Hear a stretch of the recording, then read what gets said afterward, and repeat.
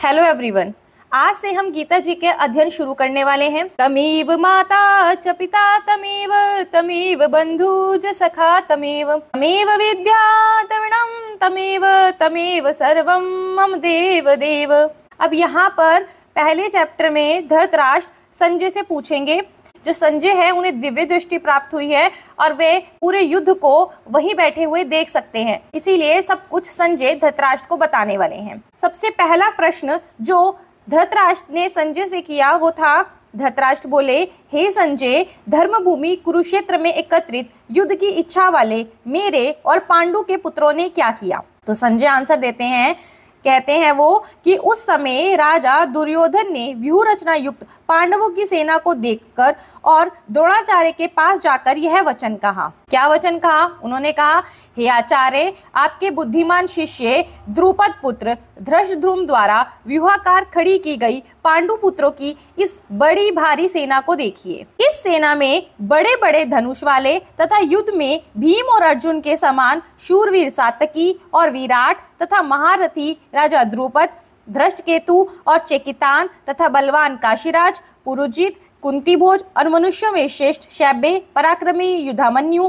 तथा बलवान उत्तमौजा, सुभद्रा पुत्र अभिमन्यु और द्रौपदी के पांचों पुत्र, ये सभी महारथी हैं। हे ब्राह्मण श्रेष्ठ, अपने पक्ष में भी जो प्रधान हैं आप समझ लीजिए। आपकी जानकारी के लिए मेरी सेना के जो सेनापति हैं उनको बतलाता हूँ।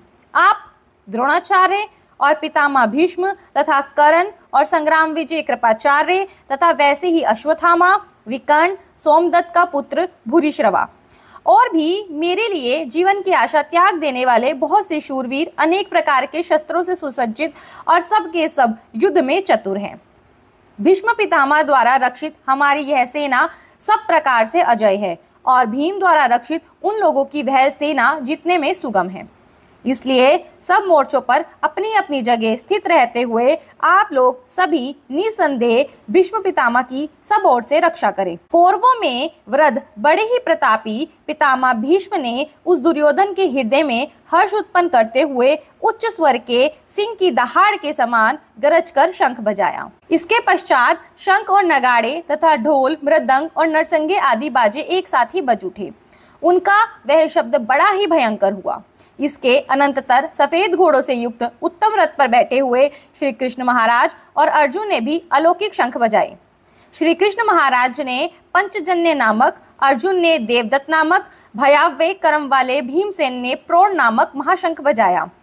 कुंती पुत्र राजा युधिष्ठिर ने अनंत विजयक नामक और नकुल तथा सहदेव ने सुघोष और मणिपुष्पक नामक शंख बजाए। श्रेष्ठ धनुष वाले काशीराज और महारथी शिखंडी एवं धृष्टद्युम्न तथा राजा विराट और अजय सात्यकी, राजा द्रुपद, द्रौपदी के पांचों पुत्र और बड़ी भुजा वाले सुभद्रा पुत्र अभिमन्यु, इन सभी ने भी हे राजन सब ओर से अलग अलग शंख बजाए और इस भयानक शब्द ने आकाश और पृथ्वी को भी गुंजाते हुए धृतराष्ट्र के अर्थात आपके पक्ष वालों के हृदय विदीर्ण कर दिए। यहाँ तक जो संजय हैं वो धृतराष्ट्र को बता रहे हैं कि कैसे पहले जो दुर्योधन है उन्होंने द्रोणाचार्य जी को अर्जुन की सेना के बारे में बताया कि अर्जुन की सेना में कौन कौन है। फिर उसके बाद उन्होंने दुर्योधन ने अपनी सेना के बारे में बताया कि हमारी सेना में कौन कौन से लोग हैं।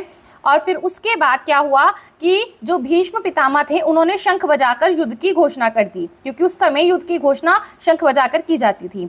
उसके बाद सभी लोगों ने अपने अपने शंख बजाए। हर किसी के पास एक विशेष शंख था और उसका एक विशेष नाम था और उन्होंने अपने अपने शंख बजाकर अपनी अपनी तरफ से भी युद्ध की घोषणा कर दी।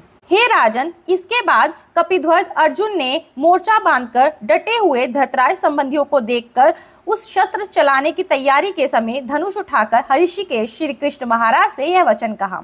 अर्जुन ने क्या कहा कि हे अच्युत, मेरे रथ के दोनों सेनाओं के बीच में खड़ा कीजिए। यहाँ पर अर्जुन श्री कृष्ण को कह रहे हैं कि हे श्री कृष्ण, मेरे रथ को दोनों सेनाओं के बीच में खड़ा कर दीजिए और जब तक कि मैं युद्ध क्षेत्र में डटे हुए युद्ध के अभिलाषी इन विपक्षी योद्धाओं को भली प्रकार देख लूं कि इस युद्ध रूप व्यापार में मुझे किन किन के साथ युद्ध करना योग्य है, तब तक उसे खड़ा रखिए। अर्जुन यहाँ पर देखना चाहते हैं कि उनके सामने कौन कौन से लोग खड़े हैं और उन्हें किन किन के साथ युद्ध करना है। दुर्बुद्धि दुर्योधन का युद्ध में हित चाहने वाले जो ये राजा लोग इस सेना में आए हैं, इन युद्ध करने वालों को मैं देखूंगा। अर्जुन कहते हैं कि मैं इन सबको देखना चाहता हूं कि कौन कौन से लोग यहाँ पर आए हैं मेरे से युद्ध करने दुर्योधन की साइड से। संजय बोले, हे धृतराष्ट्र, अर्जुन द्वारा इस प्रकार कहे हुए महाराज श्री कृष्ण दोनों सेनाओं के बीच में भीष्म और द्रोणाचार्य के सामने तथा संपूर्ण राजाओं के सामने उत्तम रथ को खड़ा करके इस प्रकार कहा कि हे पार्थ, युद्ध के लिए जुटे हुए इन कौरवों को देख। अब अर्जुन बार बार उन्हें कह रहे थे श्री कृष्ण को कि मुझे दोनों सेनाओं के बीच में खड़ा कर दो, मुझे देखना है कि मेरे जो दुर्योधन की साइड से कौन कौन लोग मुझसे युद्ध लड़ रहे हैं। तो श्री कृष्ण ने रथ को बिल्कुल द्रोणाचार्य और भीष्म पितामह के सामने खड़ा कर दिया और बोला, हे अर्जुन, अब तुम देखो कि कौरवों में कौन कौन है। इसके बाद प्रथापूर्त अर्जुन ने उन दोनों ही सेनाओं में स्थित ताऊ चाचों को, दादा परदादाओं को, गुरुओं को, मामाओं को, भाइयों को, पुत्रों को, पौत्रों को तथा मित्रों को, ससुरों को और सुहाद्रों को देखा। तब अर्जुन ने जितने भी रिश्तेदार थे उन सबको अच्छे से देख लिया। उन उपस्थित संपूर्ण बंधुओं को देखकर वे कुंती पुत्र अर्जुन अत्यंत करुणा से युक्त होकर शोक करते हुए यह वचन बोले। अब क्या हुआ, जब अर्जुन ने सबको देखा ना तो उन्हें बहुत दुख हुआ कि मुझे अपने ही रिश्तेदारों के खिलाफ लड़ना पड़ रहा है। उसमें उनके भाई भी हैं, चाचा, ताऊ, मामा, सब लोग हैं, तो उनके खिलाफ युद्ध लड़ने में भाई इंसान को दुख तो होगा ही ना, तो उनको भी दुख हो रहा था। अर्जुन कहते हैं कि हे कृष्ण, युद्ध क्षेत्रों में डटे हुए युद्ध के अभिलाषी इन स्वजन समुदायों को देखकर मेरे अंग शिथिल हुए जा रहे हैं और मुख सूखा जा रहा है तथा मेरे शरीर में कंप और रोमांच हो रहा है। अर्जुन कहते हैं कि इन सबको देख के ना मेरा जो दिल है ना वो बहुत बुरा फील कर रहा है, मेरे शरीर में कंपन हो रहा है, मेरा गला सूख रहा है। जैसे डर की वजह से या फिर जब हम कोई चीज़ नहीं करना चाहते और हमें करनी पड़ती है ना तो हमारा गला सूखने लगता है, शरीर कांपने लगता है, तो वही सब कुछ अर्जुन के साथ भी हो रहा है। हाथ में गांडीव धनुष गिर रहा है। जो अर्जुन का धनुष था ना उनका नाम था गांडीव, तो वो कह रहे हैं कि जो उनका गांडीव धनुष है वो नीचे गिर रहा है, त्वचा भी बहुत जल रही है और मेरा मन भ्रमित सा हो रहा है, मैं खड़ा रहने में भी समर्थ नहीं हूँ। अर्जुन कहते हैं कि मेरी हालत ऐसी है कि मैं इस समय खड़ा भी नहीं हो पा रहा हूँ। हे केशव, मैं लक्षणों को भी विपरीत ही देख रहा हूँ तथा युद्ध में स्वजन समुदायों को मारकर कल्याण भी नहीं देखता, कि मैं इस समय अपने जो लक्षण है ना वो बहुत अजीब से देख रहा हूँ, विपरीत देख रहा हूँ और अपने स्वजनों को मारकर मैं इसमें कोई कल्याण भी नहीं देखता हूँ। मुझे कुछ समझ नहीं आ रहा कि इनको मारकर मेरा कौन सा फायदा होने वाला है। हे कृष्ण, मैं ना तो विजय चाहता हूँ, ना राज्य चाहता हूँ, ना सुखों को ही चाहता हूँ। मतलब ना तो मुझे जीत चाहिए, ना मुझे राज्य चाहिए, ना मुझे सुख चाहिए। हे गोविंद, हमें ऐसे राज्य से क्या प्रयोजन है अथवा ऐसे भोगों से और जीवन से भी क्या ही लाभ है। हे कृष्ण, जो ऐसा राज्य भी अगर मुझे मिल गया तो इसका क्या ही फायदा होगा। ऐसे अगर भोग भी मुझे मिल जाते हैं तो जीवन में इसका कुछ फायदा थोड़ी होने वाला है। हमें जिनके लिए राज्य, भोग और सुखादि अभीष्ट है वे ही सब धन और जीवन की आशा को त्याग कर युद्ध में खड़े हैं। जिनके लिए राज्य, भोग और सुख बहुत महत्व रखते हैं वो सब धन और जीवन की आशा को छोड़कर युद्ध में आकर खड़े हो गए हैं। गुरुजन, ताऊ चाचा, लड़के, उसी प्रकार दादे, मामे, ससुर, पौत्र, साले और भी बहुत सारे संबंधी लोग हैं। हे मधुसूदन, मुझे मारने पर भी अथवा तीनों लोगों के राज्य के लिए भी मैं इन सब को मारना नहीं चाहता, फिर पृथ्वी के लिए ही तो कहना ही क्या है। अर्जुन कहते हैं कि अगर मुझे तीनों लोगों का राज्य भी मिल जाए ना तब भी मैं इन लोगों को नहीं मारना चाहता, तो पृथ्वी के लिए तो क्यों ही मारूंगा।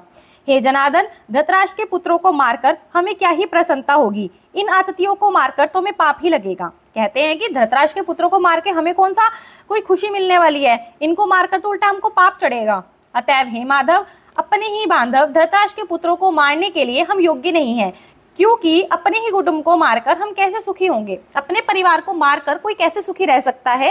हे कृष्ण, हम इनको मारकर सुखी नहीं रह पाएंगे। यद्यपि लोभ से भ्रष्टचित हुए ये लोग कुल के नाश से उत्पन्न दोष को और मित्रों के विरोध करने में पाप को नहीं देखते, तो भी हे जनार्दन, कुल के नाश से उत्पन्न दोष को जानने वाले हम लोगों को इस पाप से हटने के लिए क्यों नहीं विचार करना चाहिए। कहते हैं अर्जुन कि अगर हमारे कुल का नाश हो जाएगा ना तो उससे बहुत सारे दोष उत्पन्न हो जाएंगे, मित्रों का विरोध करने में भी पाप लगता है। तो हे जनार्दन, कुल के नाश से जो दोष उत्पन्न होंगे वो इन लोगों को समझ में नहीं आ रहे हैं, लेकिन हमको तो समझ में आ रहे हैं ना, तो हमको एक बार इसके ऊपर विचार करना चाहिए। कुल के नाश से सनातन कुल धर्म नष्ट हो जाते हैं। धर्म के नाश हो जाने पर संपूर्ण कुल में पाप भी बहुत फैल जाता है। हे कृष्ण, पाप के अधिक बढ़ जाने पर कुल की स्त्रियां अत्यंत दूषित हो जाती हैं, और हे वाष्णे, स्त्रियों के दूषित होने जाने पर वर्ण संकर उत्पन्न होते हैं। वर्ण संकर वो होते हैं जिनका पता नहीं होता कि उनके पिता कौन है और इसी वजह से उनको वर्णशंकर कहा जाता है। वर्णशंकर कुल घातियों को और कुल को नरक में ले जाने के लिए ही होता है। लुप्त हुए पिंड को जल की क्रिया वाले अर्थात श्राद्ध और तर्पण से वंचित उनके पितर लोग भी अधोगति को प्राप्त होते हैं। जब एक बच्चे को यही नहीं पता होगा कि उसका पिता कौन है, तो उन्हें कैसे पता होगा कि उनके दादा परदादा कौन है। जब उन्हें किसी का पता ही नहीं होगा तो वो श्राद्ध कर्म भी नहीं करेंगे। अगर वो श्राद्ध ही नहीं करेंगे तो उनके पितरों को मुक्ति कैसे मिलेगी। तो इसीलिए यहाँ पर वर्णशंकर बच्चों के लिए इन्होंने बोला है कि अगर हमारा कुल का नाश हो गया तो स्त्रियां दूषित हो जाएंगी, फिर वर्णशंकर पैदा होंगे और हमारा जो पितृलोक है ना वो भी अधोगति को प्राप्त होगा।